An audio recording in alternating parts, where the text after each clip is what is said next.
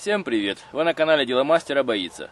В этом видео я покажу, как сделать весеннюю обрезку крыжовника. В этом году аномально теплая зима и теплая весна, поэтому я начинаю обрезку в конце февраля. При обрезке крыжовника важно не упустить момент, потому что он пускает листики очень рано, как только потеплеет. Мой крыжовник не колючий и называется сорт Колобок. Это раннеспелый сорт, имеет красные крупные ягоды и очень сладкие. Куст посажен около 10 лет назад, уже хорошо отплодоносил, имеет плотные мощные ветки, но в последнее лето он дал заметно худший урожай, поэтому необходимо его слегка проредить и омолодить. Для обрезания веток нам понадобится острый секатор и садовая ножовка с мелким зубом. Для удобства полива куст крыжовника посажен в вазон, сделанный из старой автомобильной шины.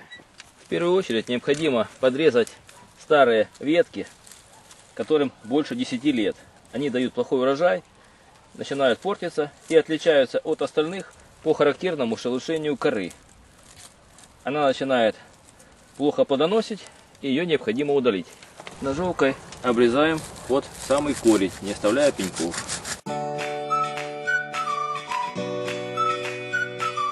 Пеньки, которые остались с прошлых обрезок, также необходимо удалить, чтобы там не было всевозможных бактерий и вредителей.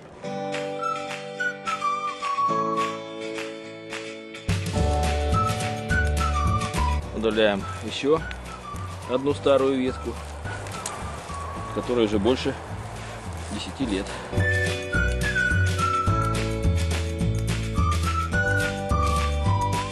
Затем необходимо обрезать ветки, которые пересекаются или растут внутри куста. Вот у меня здесь ветки пересекаются,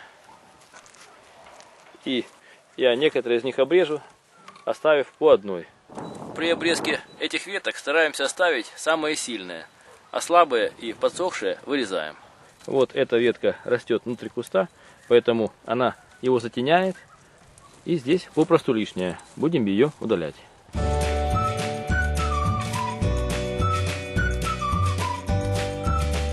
Теперь куст стал немного светлее. Здесь тоже ветки очень загущенные. Я их прорежу и удалю среднюю ветку, чтобы было больше света.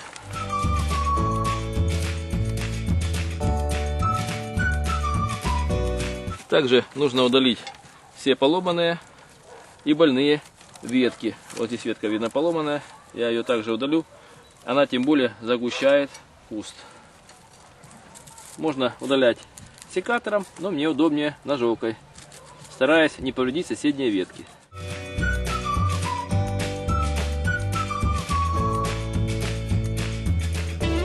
Пенек оставляем как можно меньше, чтобы здесь не развивались болезни и не зимовали никакие вредители. Старые ветки, в отличие от молодых, растут вертикально вверх и поэтому загущают крону. Их необходимо удалять.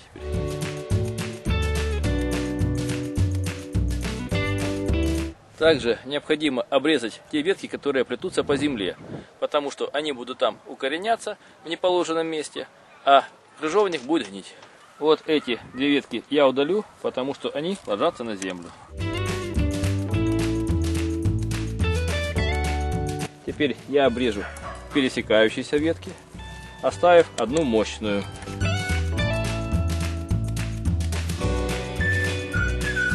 Также необходимо обрезать всю лишнюю поросль, которая выходит за рамки моего вазона. Вот здесь появилась поросль, ее нужно обрезать. А если вам нужно его размножить, то можно выкапывать и укоренять в другом месте.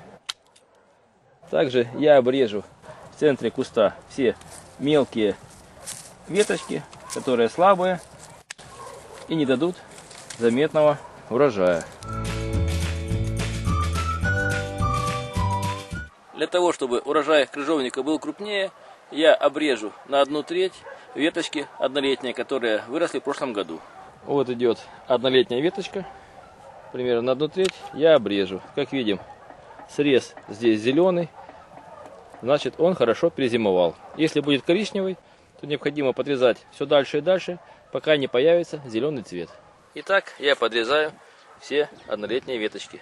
Срез должен быть примерно на пару миллиметров выше от почки, чтобы не было пенька.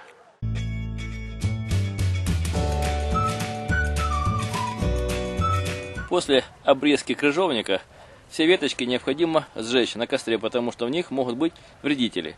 А также необходимо удалить и сжечь всю подстилку лиственную, которая находится под кустом, потому что там также зимуют все вирусы и вредители.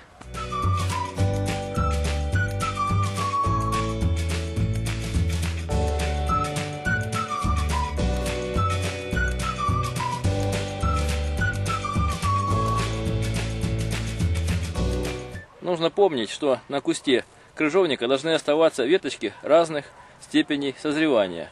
Как маленькие, так и большие, которым уже до 10 лет.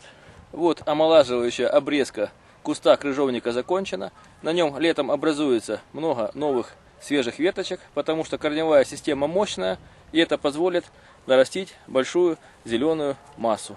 Вы были на канале Дело мастера боится. Смотри видео о том, как своими руками обрезать куст крыжовника весной.